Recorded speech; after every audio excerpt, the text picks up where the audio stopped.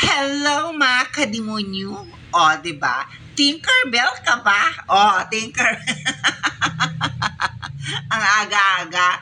Ang aga-aga guys, demonyo kaagad ang lumalabas at naririnig nyo sa bunganga ko.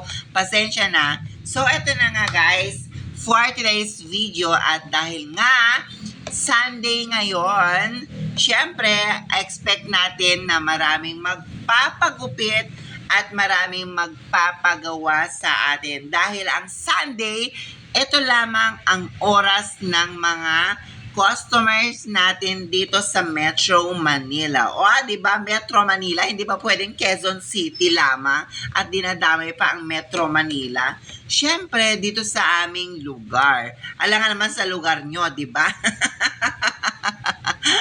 Ito na nga, at dumating pa yung dalawa kong customer at meron silang pasalubong sa akin. So, ito na nga, minamadali ko na rin gupitan yung customer ko na nauna na nagpagupit nang dumating yung aking kumare at meron din siyang pasalubong. O, diba? Siguro nakita niya yung dalawa na may bit-bit. So, kailangan may pasalubong din siya sa akin para maka-discount. Pero, huwag kayong mag-alala guys. Nagkakamali sila kung magkakaroon sila ng discount.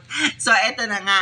Tara guys, buksan na natin yung pasalubong nila sa akin. So, excited nga ako magbukas dyan. Diyos ko, di puta, 3 piraso lang pala ang binigay sa akin. So, akala ko isang karton. Pero, syempre, thankful pa rin ako guys kasi kahit papano, naalala nila ako. So, ang kwento nga pala dyan kasi nang binigay nila sa aking tinapay is habang papunta sila dito sa parlor is nagutom na rin sila. Kumain na rin habang sila ay naglalakal. Pero syempre, sabi nga nila, maliit man o malaking bagay ang ibibigay sa'yo, kailangan marunong kang magpasalamat. So, bago nga umpisahan, ito na nga, at tapos na rin si Madam. Ang first client namin for today's video is nagpa-hair color and then nagpa-Brazilian keratin si Madam. So, kagabi ko pa yan customer.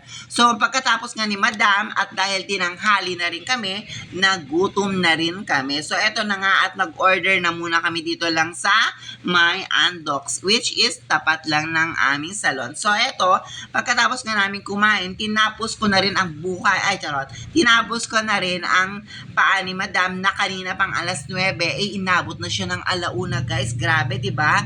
Ang tagal niyang nag-antay. So, shout out nga pala dyan kay Madam na sobrang nag-antay ng matagal. Pero perfect naman yung aking gawa sa kanya. So, sunod ko na rin itong si kumari ko dahil nga alauna na ng hapon, hindi pa siya natatapos dahil guys, grabe talaga.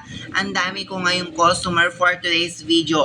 Ang mga matahan ng mga tao na hindi porket marami akong customer is marami din akong kita. Dahil hindi porket maraming customer dyan, kanina pa yan nag-aantay. Hindi yan sunod-sunod. Kasi ang ipinapagawa lang nila dyan is rebans. Alam nyo naman, pag reban guys, pag kulay, pag Brazilian, matagal talaga gawin. Kaya yung mga nakikita nyo dyan, nakatambay lang sila. Yung mga iba kasi kasama nila yan, hindi sila kasama sa pagpapagawa. So, eto na nga at babanlawan na rin natin. At ito na nga, tapos na rin yung second client at ito na rin pala yung third client na natin na tapos na rin silang lahat. And syempre, meron pang nag-aantay na gugupitan ko dyan na lalaki na kanina pa nag-aantay. So, natapos ko na rin siyang gupitan at pinapagpag na rin yung kanyang katawan. Sabi ko nga, sir, gusto mo ako na lang magpagpag sa'yo. Sabi ko, gusto mo ako na lang magpagpag sa'yo, huwag ka na magpakahirap dyan. Sabi ko nga sa kanya.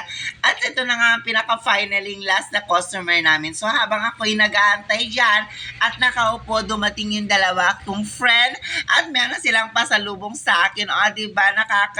Nakaka-touch naman. Thank you so much guys. Thank you so much sa lahat ng customer ko. I love you.